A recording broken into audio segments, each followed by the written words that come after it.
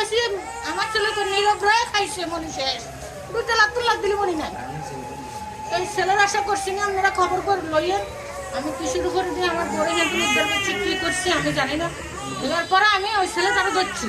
এই ঘটনার সাথে জড়িত থাকার অভিযোগে ফকির ও কামরুল নামের দুজনকে ধরে পুলিশকে দিয়েছে স্থানীয় লোকজন।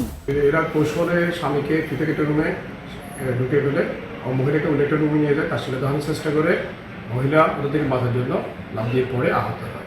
এ বিষয়ে প্রাপ্তি সাপেক্ষে আইনের ব্যবস্থা গ্রহণ করা হয়েছে। নোয়াখালী শহরের মাইজদি পুরবাজার এলাকা থেকে আটক হওয়া ফকিরের বাড়ি নোয়াখালী সদর উপজেলার কাদির হানিফ ইউনিয়নের দরবেশপুর গ্রামে। তার বাবা অলিউল্লাহ আর কামরুল একই ইউনিয়নের বাহাদিপুর গ্রামের আবুল কাশেমের ছেলে। মুজাহিদ সাকিব, মাছরাঙ্গা নিউজ ডেস্ক।